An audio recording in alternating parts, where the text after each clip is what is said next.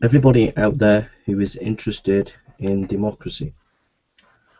This lecture took 6 months to research and took a lot of critical reflection and thinking, and so this lecture is not to be taken trivially, and I would ask the general public to respect the contents of this lecture.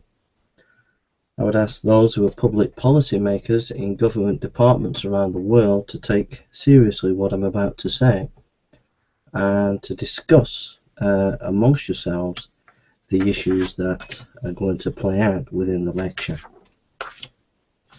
The lecture is entitled Democracy, Public Space and Preaching.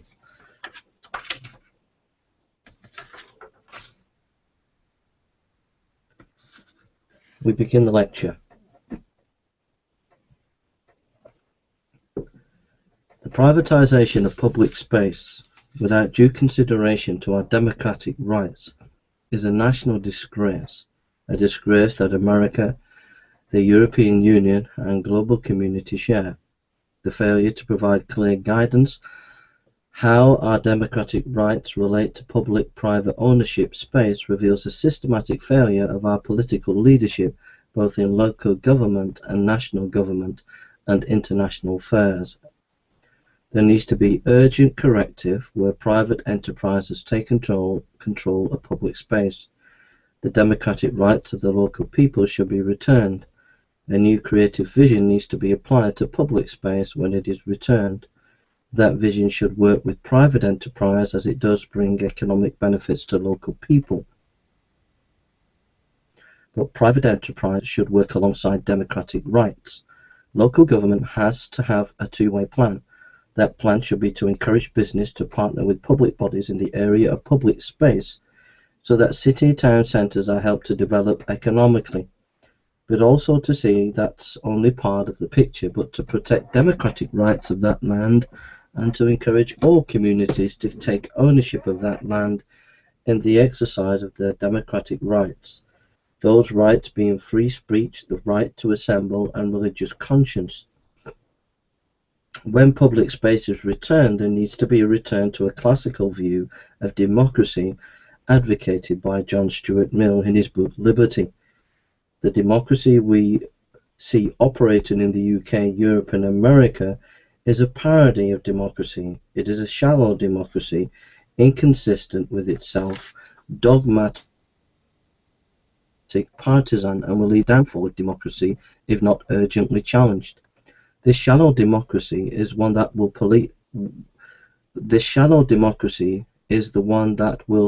police this public space, and it is not fit to do so. We need a more robust and fair interpretation of our democratic documents, and John Stuart Mill can help us. All those who love and believe in democracy must stand together as one and fight all anti-democratic forces to return public space back to the people. It is the greatest battle we have to face since the Second World War. Next, confrontation and humiliation. I regard Middleton Town Council and Middleton Town Centre Management Company, also Middleton Police, as excellent bodies who do good work, but failed in many areas to protect democracy. How I came to these conclusions was over a period of 2 weeks. I have never been interested in politics, only voting once, and I have never been in political agitation. I'm at heart an old-time gospel preacher of the mold of John Wesley and George Whitefield, more interested in saving souls than political activism. But when I was stopped from preaching in my local town centre, Middleton Town Gardens, on the grounds that the public land had been put in contract with private companies, I was shocked. Shocked that the police, the council and the company all failed to inform me of my democratic rights and failed to see the democratic rights of Middleton people have been taken away. I was also shocked about myself that I did not understand my democratic rights. Also, except for the police, as they were impeccable, the company and the council made me feel I was not valued as a Christian and preacher. I felt duly humiliated. Next, ask not what the human right can do for you, but what you can do for the Human Rights Act. The Human Rights Act provides us all with certain freedoms. In Europe, it provides us with the freedom of thought, the freedom of religious conscience, and to express those beliefs, and finally the freedom to assemble. The intellectual, artistic, religious and political freedoms of the people are assured. The Act is a good basis for democratic society. Yet my local officials fail to see the privatisation of Middleton Town Centre has taken away the peoples of Middleton's freedom. The problem is more compounded as the UK people show apathy towards these rights. Many feel the Human Rights Act is the meddling antics of Europe. Then you have the media who constantly snipe at the rights, reporting stories like the one about the prisoner who wanted his rights to porn magazines. Public bodies are no better, choosing to implement some rights of the Act, but lamentably failing to inform communities about these rights. What's more, they often fail to have ongoing training for their staff in the application and value of the Act. Then the Human Rights Act is constantly abused by people who apply it only selfishly. They fail to see, as Bernard Shaw said, with every right is a responsibility. Finally, you have the politicians. Some pat themselves on the back feeling all is well as we have these rights. They are full of presumption that democracy will always be. They have a collective amnesia as to the reasons why her sister act in Europe of 1948 came into being. That reason was never would Europe fall under tyranny again. Then you have the politicians who get ejaculation when the words Bill of Rights is muted. You have to walk before you can run. If the UK people cannot get excited in a document that treats all people with love and dignity, then they do not deserve a Bill of Rights. Bill of Rights politicians need to stop taking their Viagra of nationalism and get behind defending the Human Rights Act. In fact, all of us in the UK need to see it as a national emergency to defend the Human Rights Act and to apply it for the use of all our citizens and communities. It must be applied fairly. We all need to stop thinking my rights, but think our rights, their rights. The judiciary sees the problem of responsibility, but it needs to help in a national education program and judicial practice which encourage a more community responsible application of human rights. Next, public space and town management companies.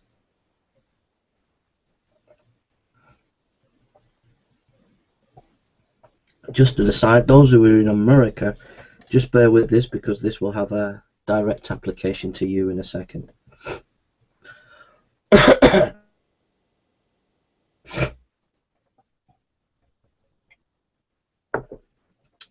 This leads on to the problem of town management companies. First, I would like to say that I do not wish to take away the rights of business. These management companies have brought economic life to our cities and town centres. However, what they give in economic renewal, they take away in democratic rights. The Middleton Town Centre Management Company is a partnership with local councils and companies. They have a strategy to renew Middleton Town Centre. So far, they have done a good job in bringing economic and social benefits to the Middleton people. But the space is no longer the people's.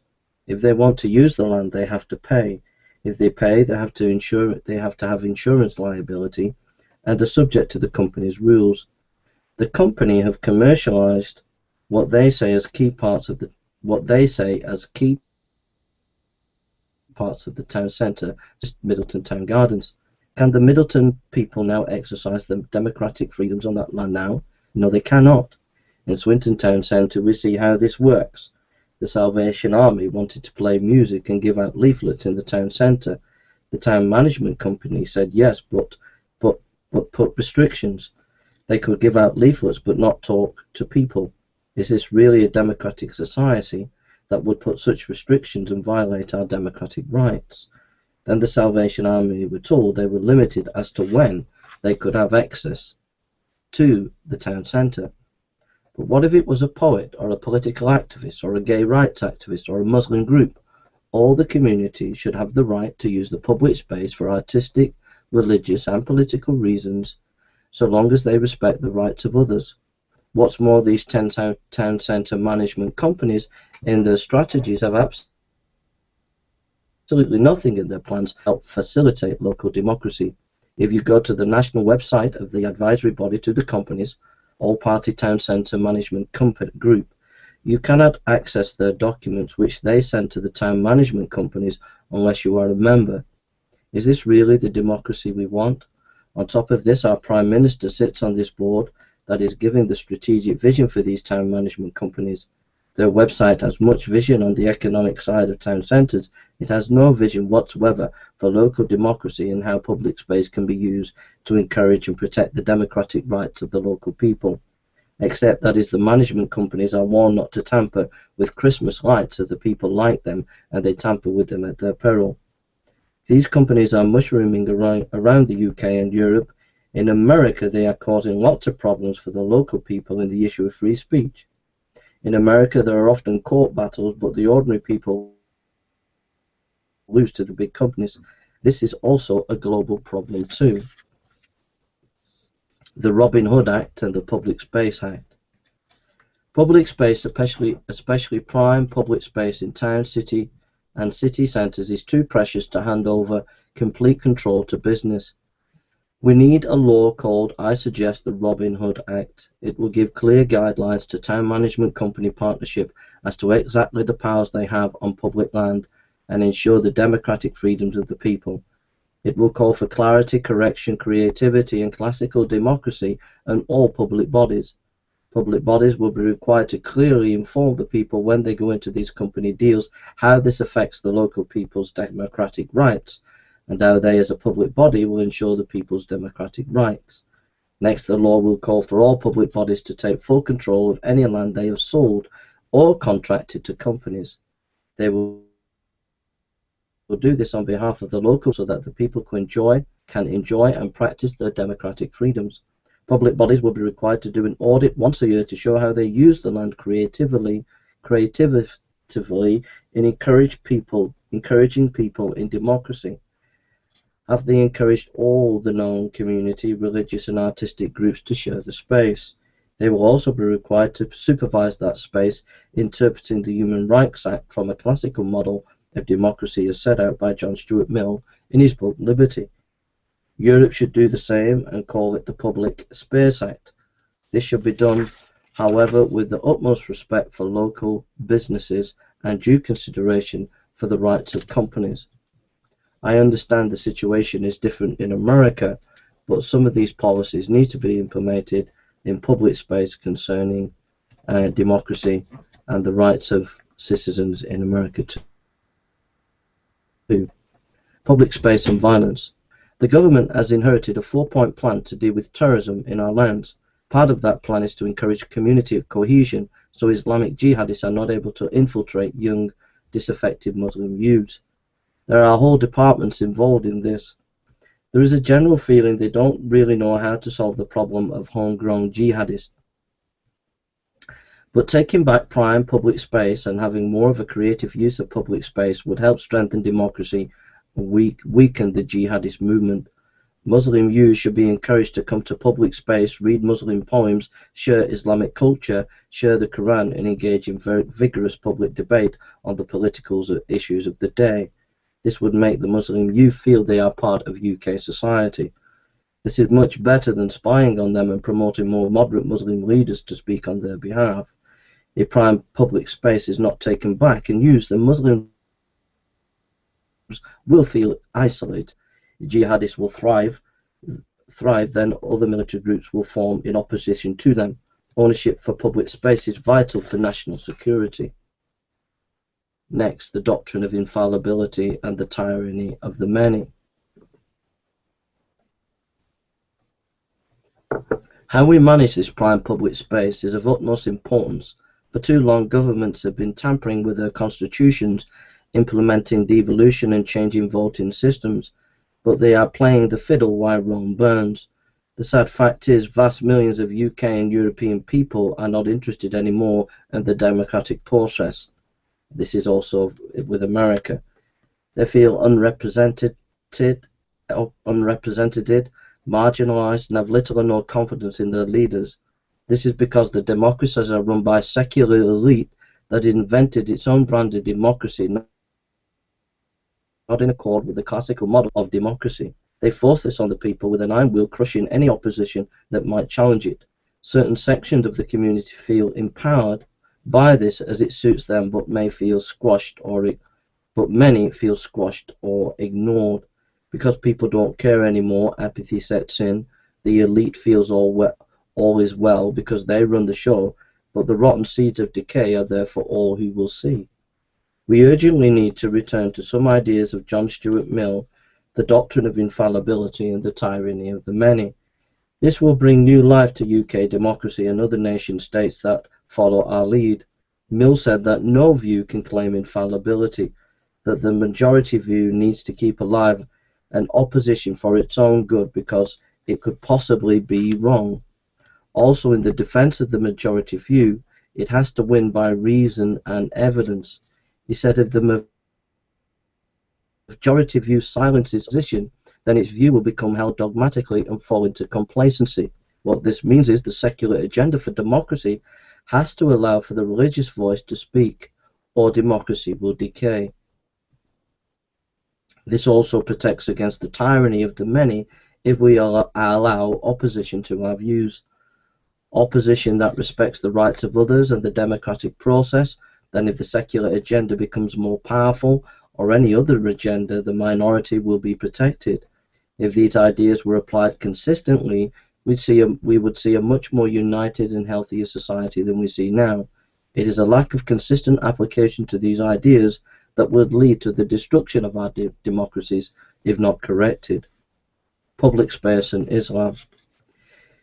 If we take these simple ideas and apply them to Islam, then we have some interesting results. Muslims should have full freedom as part of our democratic states. They should not be stigmatized if their women wear the burqa, for example. They should be treated as equal and not controlled by nervous politicians. They should not be made to feel inferior because they hold to ethical or cultural values that are at odds with secular values. They should be encouraged to celebrate their faith in their public arena They should be encouraged to celebrate their faith and enter the public arena in lively, vigorous debate on all political and ethical issues of the time. They should be allowed to do it with pride and dignity. Such an attitude will spark flourishing of scholarly and artistic renaissance, the likes of which we have never seen. They should also be encouraged to exercise their freedoms in prime public space and Christianity. Christians in the UK are beginning to feel under siege. That also goes for Europe and America. They feel that their rights do not matter more. This means in the next 10 years you will have a hollow institutional churches with leaders who are ultra-moderate who do not speak for the majority of the Christian community. Many Christians will start to move into house churches away from the mainline churches that have capitulated to the secular agenda. Many evangelical leaders sense this is going to happen. If tens of thousands of Christians go underground, this will speak the death knell of democracy, for a strong opposing voice has been silenced.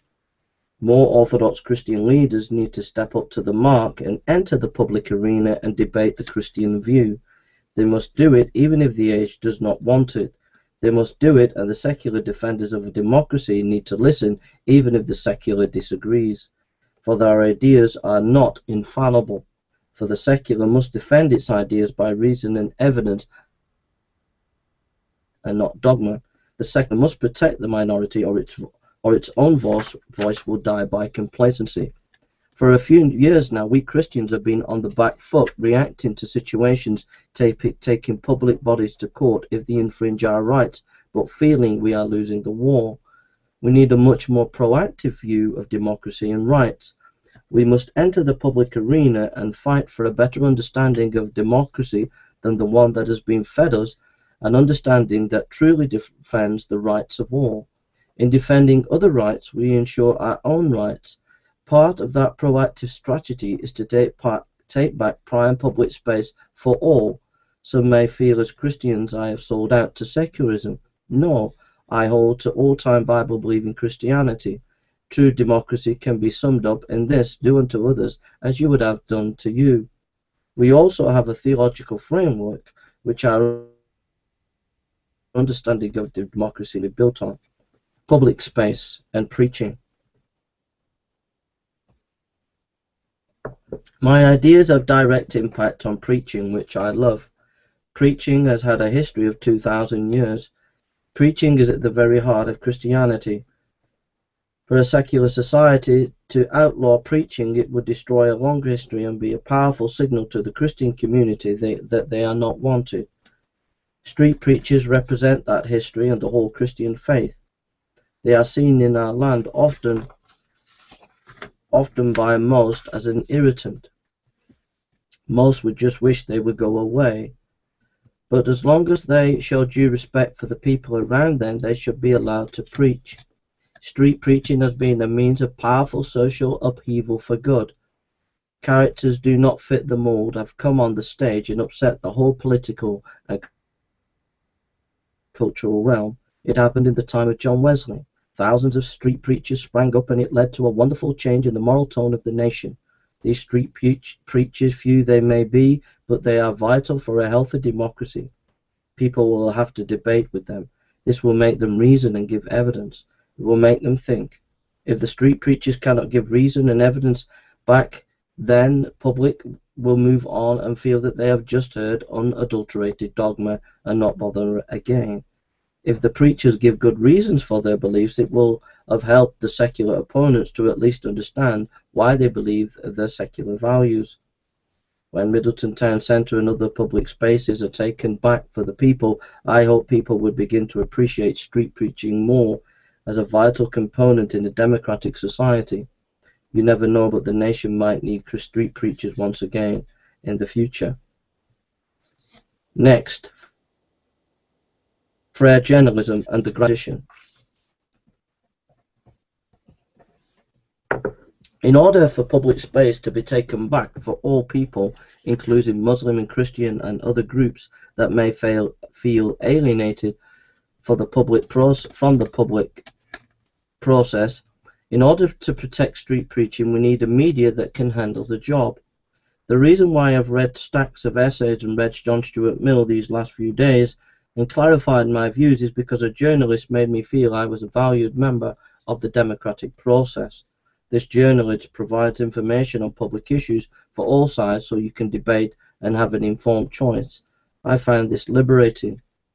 Journalism is at the heart of a democracy. A weak press and a democracy will die.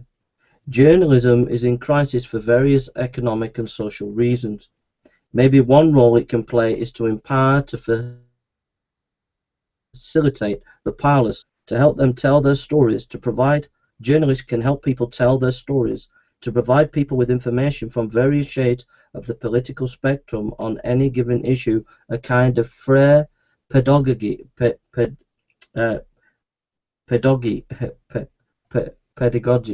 can't pronounce it, Frere teaching of journalism.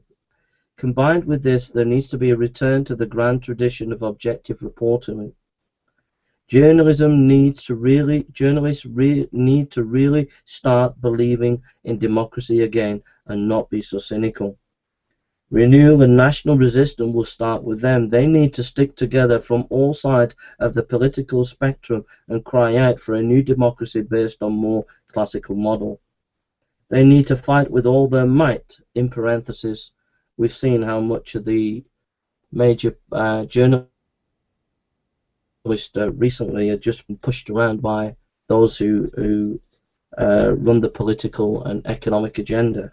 Just an aside, the grand tradition must return and bring back some sense and proportion to the nonsense that is going around in the name of democracy, but is really a fool's gold.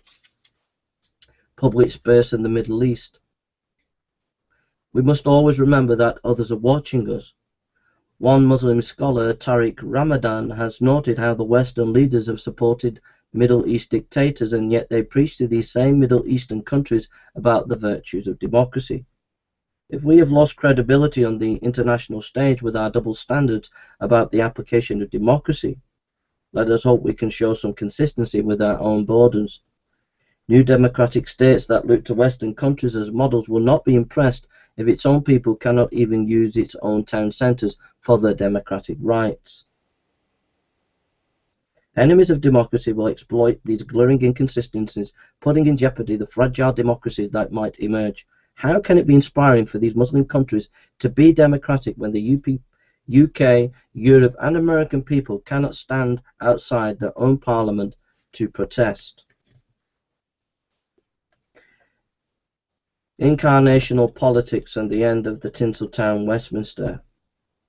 Our elected representatives have a credibility gap with the UK people. There is an unreality in Westminster and at Washington for that matter. It is in its own, they are in their own little dream world playing their own little games. They fool themselves into thinking they are doing democracy. Is 24-hour media spin and getting back handers from big business really democracy?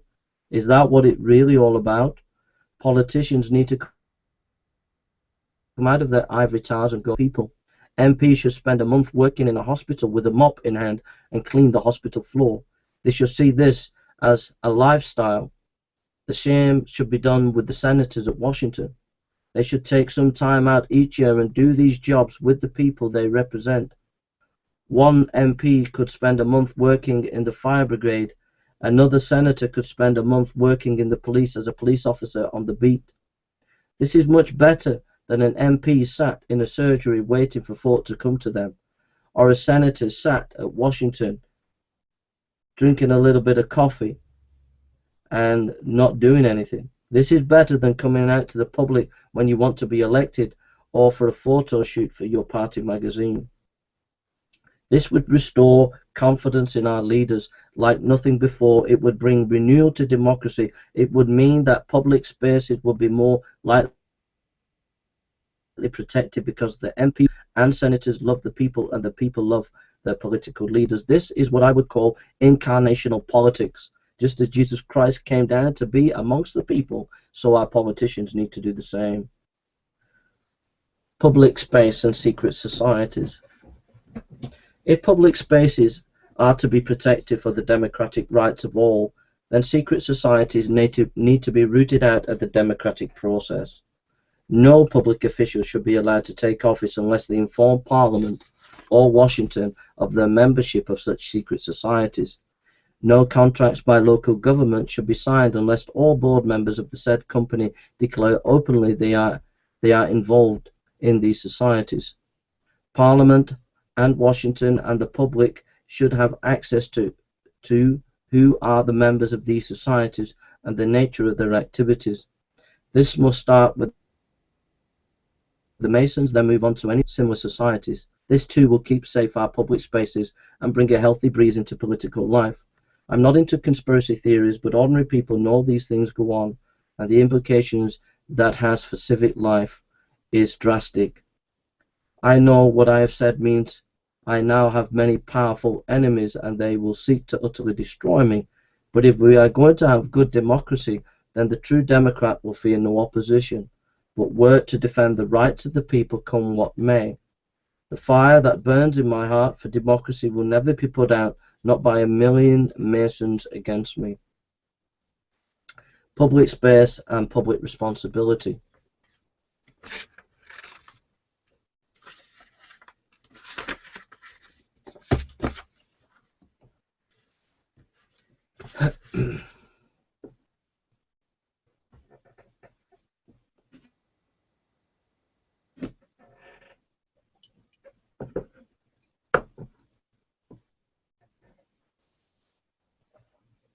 It should become second nature to everyone in our land that those who enjoy the freedoms of a democratic society must help in its protection. Every citizen needs to think of not only their own freedoms and pleasures, but think how their actions impact others. With these thoughts in mind, compulsory voting needs to be brought in so everyone has to vote who is able. This will make the apathetic see they have a responsibility to others. If a person does not vote, they should lose their benefits or tax breaks. Why should they enjoy the freedoms of the democratic society if they do not contribute in safeguarding democracy? If this compulsory voting is brought in, it would revolutionize our democracy, as the educated elite will really have to listen be confronted with the new demands of the people. Collective responsibility needs to be seen in how we use public space. Those who get drunk at the weekend in their thousands are wasting valuable police and medical resources that could be used for the good of the community. I'm not saying these people should not enjoy themselves, but letting tens of thousands of young people stagger out of nightclubs, many causing a nuisance, is not fair to the rest of society who picks up the bill. Next, the far right, jihadist, anarchist and terrorist. Those groups who are interested in violence or the suppression of others by victimization must not be given any freedoms to express their ideas in public space. The burning of poppies or giving out jihadist materials should be banned. Is it right that law-abiding Christian preachers can't preach in their own town centres, yet jihadists can stand in the streets of London spewing out hate to our armed forces and threatening the overthrow of our nation? You only have freedom if you take responsibility. That is what we say to the jihadists. The same goes for the far-right activist and the anarchist. It is also to be remembered, if we have ex-terrorists in government, we have democracy with a gun put to our heads. They are happy at present as they suck the milk from the breast of government money, but when the milk runs out, these terrorists will stamp their feet and turn back to their guns. We must proceed with due diligence at all times. That's just a little dig at the IRA. Next, the vulnerable of our society. Collective responsibility means we want to protect the elderly and the mentally ill and any of the people who are vulnerable. This means we want them to feel equal partners. We need to put on more events for them in our town centres. We want to see more elderly getting out and enjoying their town centres. We want to see more mentally ill taken out on trips into the town centres, not shut away as if they are outcasts who nobody wants. We want this for the vulnerable groups. A word to corporate business and the judiciary. Big business needs to realise they are agents of democracy. They should take more of the financial deficit in our country. They cannot expect to have profits and then push all the financial problems onto the public. The public can't take the strain, cracks will appear. You need to stop trying to dominate public space, but empower it for the democratic, economic and social good of all. The judiciary also needs to take responsibility. It should stay vigilant and make sure it preserves the right balance between democratic freedoms and the rights of companies.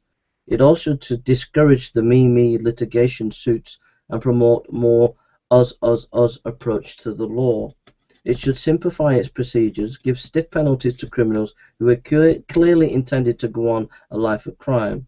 When a person has burgled a house, it should be seen as an emotional rape,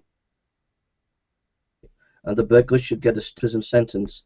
Such an attitude would sweep away juvenile crime and make the public feel safe once again in our town centres.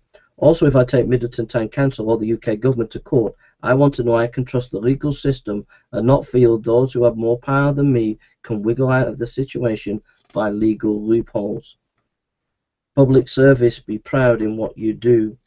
The police, nurses, teachers, fire brigade and the army, an army of public servants feel undervalued and under siege. There is a culture of silence. Public servants are being pushed by managers to hit targets and follow government guidelines to the point public servants are bullied where they can't give the quality of service to the public they so much want to give.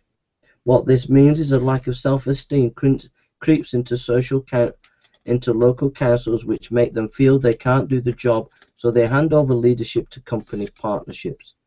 There has to be a culture change where the public speak out and insist on giving the quality of service needed to do the job. They must do so knowing the public is behind them. The good of all come first before targets. Finally, public servants should see that they are there for the community, not the community there for them. Too often our own people feel the town councils are dictatorial, who exercise power for themselves and not serving the people. This kind of attitude makes millions of UK citizens and American citizens feel they are visiting old-style communist officials rather than people who care about them. Blasphemy and the arts.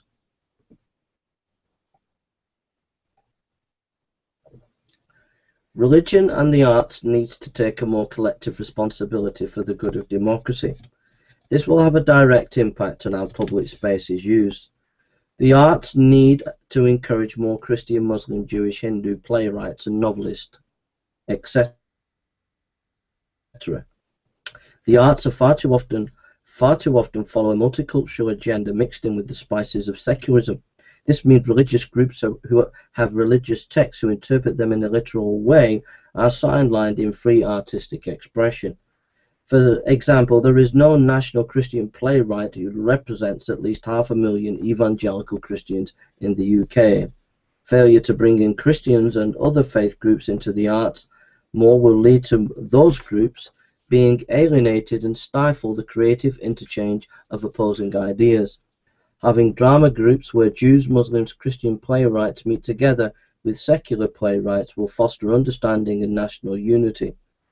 Just in parenthesis, those who think that I don't understand secularism, because those who are hearing me talk about secularism will think, well, secularism is about allowing religious people to have freedom. But as Jürgen Habermas has noted, secularism has been dogmatic in trying to control religious fundamentalism, i.e. Christian fundamentalism in the West. And it's simply not true to say that secularism has no agenda. Secularism has an agenda, and has an agenda to silence any voice that challenges it. And the Christian worldview in the West has definitely been silenced by the secular bigots of today. That's a parenthesis. So, having drama groups where Jews, Muslims, and Christian playwrights meet with secular playwrights will foster understanding and national unity. The arts need to think twice when it tackles religious topics, making sure it is sensitive to the religion it challenges.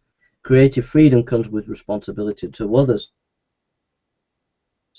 If the arts tackle a subject that sends a religious community in convulsions, it will send a strong message to the religious community they do not belong in the democratic process. On the other side, religious communities need to be careful how they react if their views of what a playwright or writer has said is blasphemous. They should try to assess if the artist is sincere in their challenge and be duly sensitive to their beliefs. If they feel their cherished belief is being desecrated, then they should not react violently. They should recourse to the law. Then if they do not get satisfaction, they should engage in passive civil disobedience. They should go on a march, go on a hunger strike, or sit outside Parliament and refuse to move unless the piece of art is removed from the public domain. This will promote peace and understanding in our town centres. Next, the dying art of debate. The art of true debate is dying in our culture, which has a direct impact on public space and democracy. John Stuart Mill talks about listening to your opponent and getting all the threatening, sorry, I think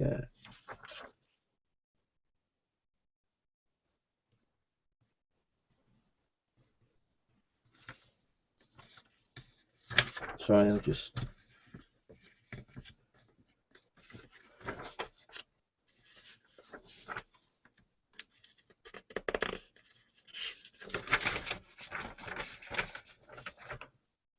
we will get there. Sorry about this.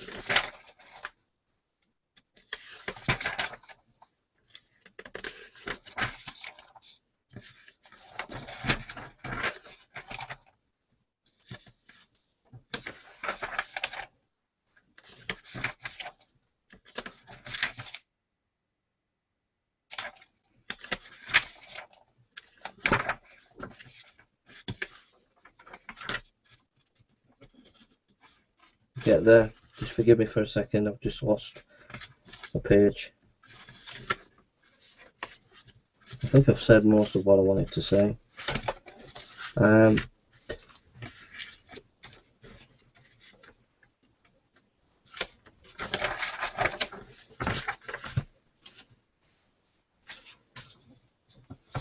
Okay, yeah, the dying art of debate. The art of true debate is dying in our culture, which has a direct impact on public space. John Stuart Mill talks about listening to your opponent, and that's where we're going to leave it. My research paper, I've lost the last few pages in the printing out of my lecture, and I'm now going to do another lecture lecture on Luther the Reformer. But the issue of debate, it's important because I think that too much rhetoric is involved at the moment, both in the media and on multimedia platforms. There needs to be more vigorous academic discussion and debate where multiplicity of views are allowed to be listened to in the public space. And very often what you get is certain voices in the media are sidelined, are not given an opportunity.